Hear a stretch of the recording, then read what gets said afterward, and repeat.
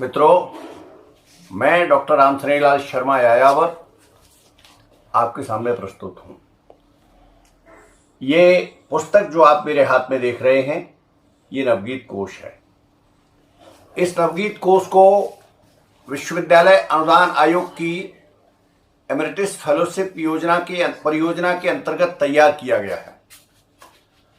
वस्तुतः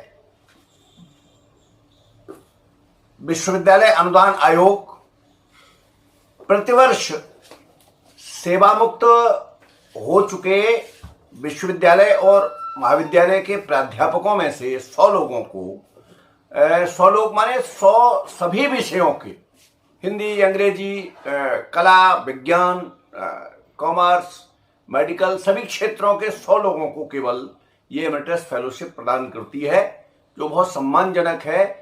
एक विषय में किसी एक व्यक्ति को अवसर मिल पाता है, कभी कभी वह भी नहीं मिलता।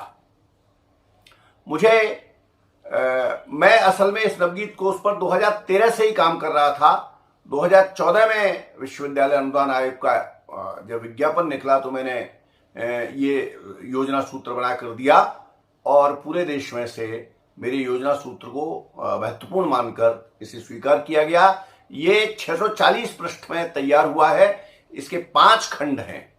अब इन 5 खंडों में क्या क्या है वह मैं आपके सामने प्रस्तुत करने का प्रयास करता हूं। प्रथम खंड प्रस्तावना खंड है, जिसके अंतर्गत 122 पृष्ठ, 129 संदर्भ ग्रंथ और इनके साथ नवगीत, नई कविता के साथ उसके संबंध, गीत के साथ उसका संबंध। मेरा मानना है कि गीत जो नवगीत है वो गीत का ही विकसित नवाचार है।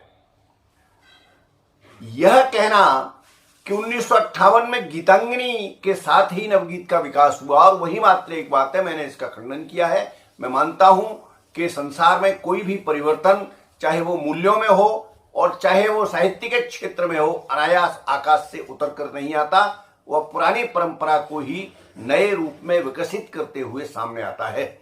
इसलिए गीत, पारंपरिक गीत, ये नवाचार है और जो परंपरा से चला आ रहा था उसी गीत में नया कुछ जोड़कर नवगीत सामने आया। इसके द्वितीय खंड, मेरी एक मान्यता और है, वो ये है कि जीवन के खुरदरे, विसंगत और जटिल यथार्थ को सामने लाने के कारण नवगीत आज जो भारतीय कविता है उसकी केंद्रीय विधा बन चुका है। और इस संबंध में केवल हम आदरणीय स्वर्गीय देवेंद्र शर्मा इंद्र, जिन्हें नवगीत का ऋषि कहा जा सकता है, उनकी बात को स्वीकार करके चल सकते हैं। उन्होंने एक बात कही है, स्वप्न जीवी गीत सत्यम बध हुए, आत्मने पद थे परस्मय पद हुए। पारंपरिक गीत में नवाचार यह है कि जो गीत केवल अपनी आत्मानुभूति को व्यक्त करता था, वह अब संपूर्ण संसार के दर्द को व्यक्त करने लगा है। यही नवगीत है। इसमें 129 संदर्भ ग्रंथों के साथ साथ बीच बीच में अपनी बात को प्रमाणित करने के लिए जो एक एक दो पंक्तियों के उद्धरण दिए गए, वे उसमें उन ग्रंथों से अलग की। यह नवगीत के संपूर्ण संसार को सामने लाने का प्रयास है। द्वितीय खंड नवगीतों का परिचय है, नवगीत संग्रहों का। इसको मैंने 2 खंडों में विभाजित किया है। एकल संग्रह, जिसके अंतर्गत 647 एकल संग्रहों का परिचय है। पृष्ठ, मूल्य, गीतकार का नाम, नवगीतों की संख्या, प्रकाशन और प्रकाशन की तिथि, ये दिया गया है। द्वितीय खंड के अंतर्गत जो संवेद संग्रह हैं, इन संवेद संग्रहों की संख्या भी 64 से ऊपर है। लगभग 65 ग्रंथों का इसी तरह परिचय दिया गया है। उसमें संपादक का नाम भी दिया गया, सम्मिलित गीतकारों के नाम भी दिए गए हैं और विशेष टिप्पणियां उन पर दी गई हैं अगर कोई विशेष बात है तो। और इसके पश्चात तृतीय खंड आता है। इस तृतीय खंड के अंतर्गत नवगीतकारों का परिचय है। नवगीतकारों का उपनाम, जन्म तिथि, जन्म स्थान, शिक्षा, व्यवसाय, प्राप्त गीत के या नवगीत के लिए प्राप्त होने वाले पुरस्कार और सम्मान, उसके अतिरिक्त उनकी कृतियां कि कौन कौन सी हैं, कितनी हैं, और इसके बाद उनका संपर्क सूत्र, उनकी सहभागिता किन किन गीतों में रही है, पत्र पत्रिकाओं में से किन किन में वो छपते रहे हैं, इस सब को एक साथ, और उनका संपर्क सूत्र मैं डाक परिचय, ईमेल और मोबाइल नंबर के साथ। ये इसके भी 2 खंड किए गए हैं।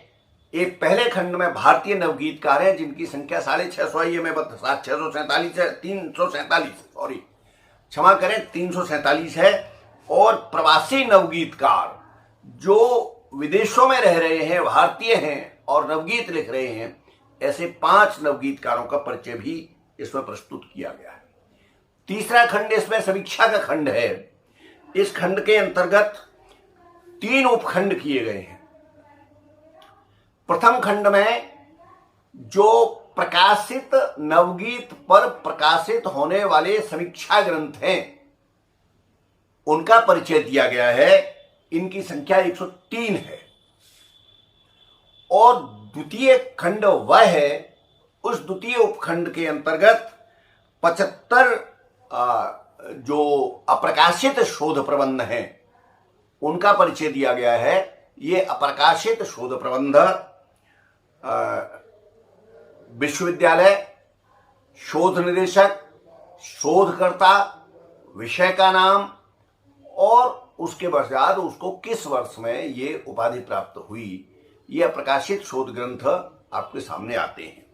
इसके पश्चात जो तृतीय उपखंड है यह पत्र पत्रिकाओं का है। जो पत्र पत्रिकाएं नवगीत को प्रकाशित, नवगीत या नवगीतों से संबंधित आलेखों को प्रकाशित करती हैं, वो इसमें प्रस्तुत किए गए हैं। 58 पत्र पत्रिकाओं का परिचय दिया गया है। कुछ चीजें छूटी भी हैं।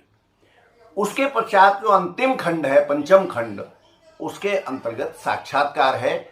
साक्षात्कार में मैंने 11 प्रश्न नवगीतकारों के सामने प्रस्तुत किए हैं।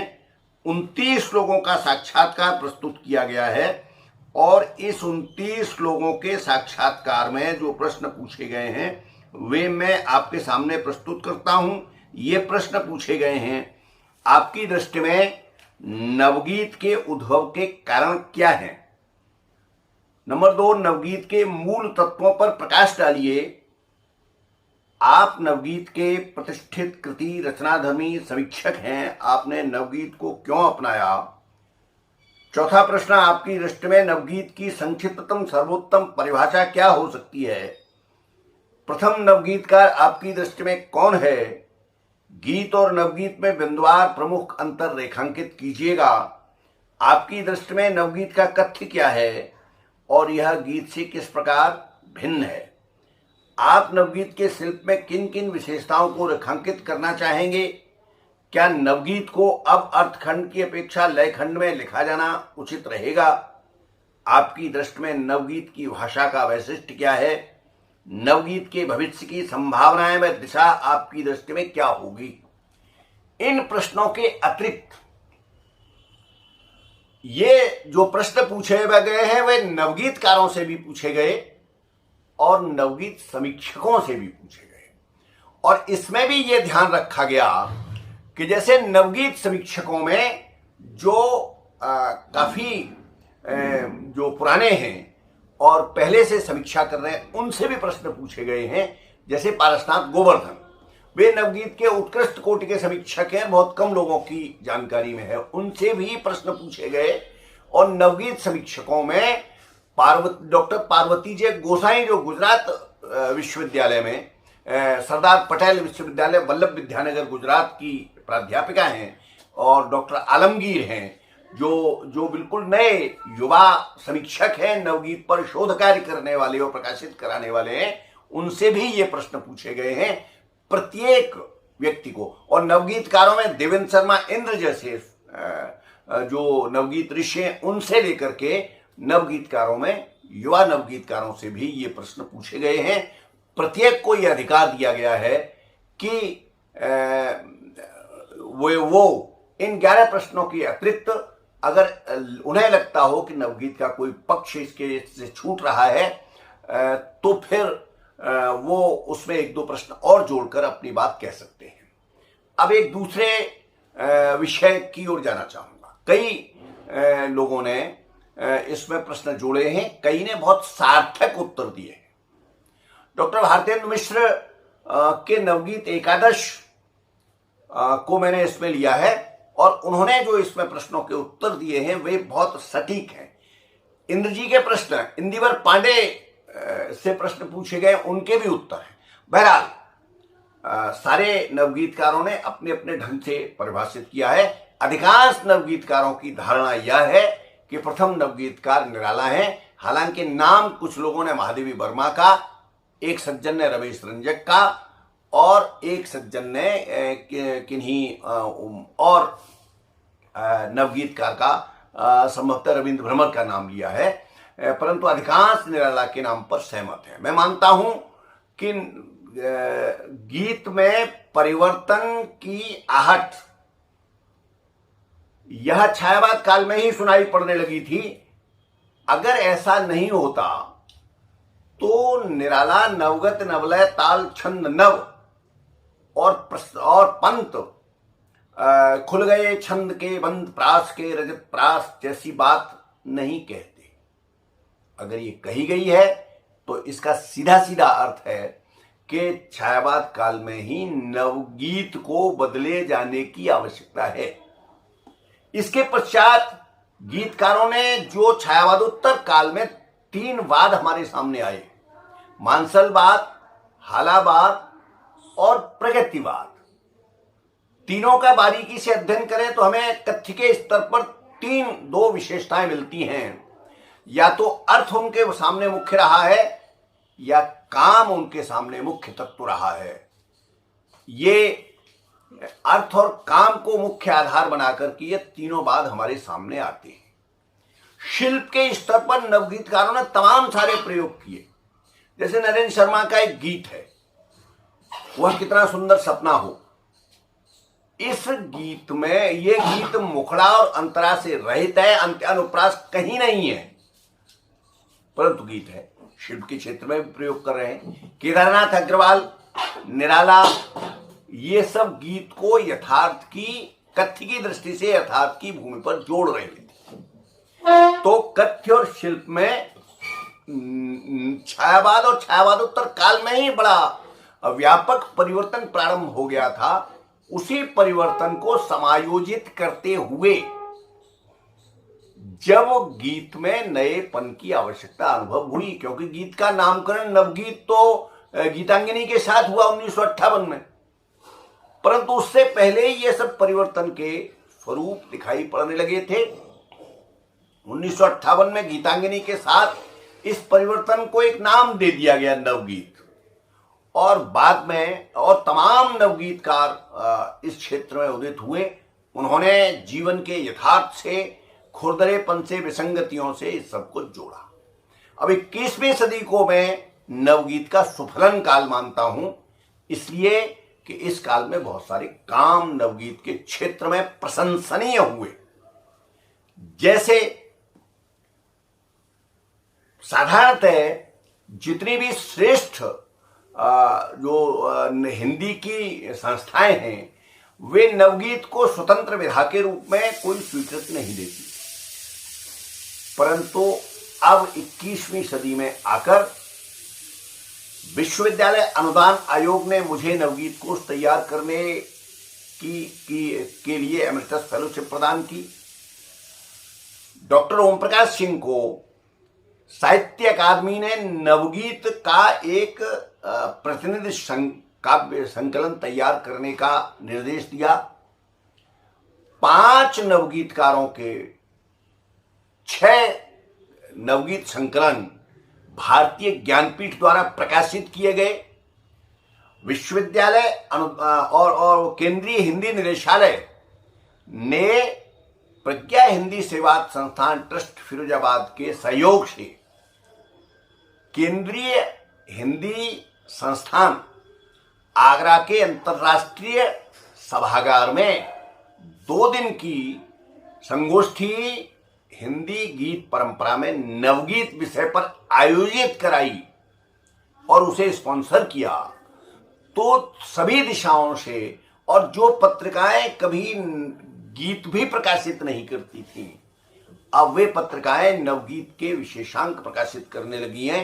21वीं सदी नवगीत का सुफलन काल है। मैंने इस पूरे नवगीत के इतिहास को 5 खंडों में विभाजित किया है। 1936 से आगे के काल को मैंने 54 तक के काल को मैंने बीज वपन काल माना है। उसके बाद के 55 से और 65 तक के काल को मैं अंकुरण काल मानता हूं। 65 से 80 तक के काल को मैंने पल्लवन काल माना है और उसके बाद 81 से 2000 तक के काल को मैंने पुष्पन काल माना है, नवगीत का पुष्पन काल।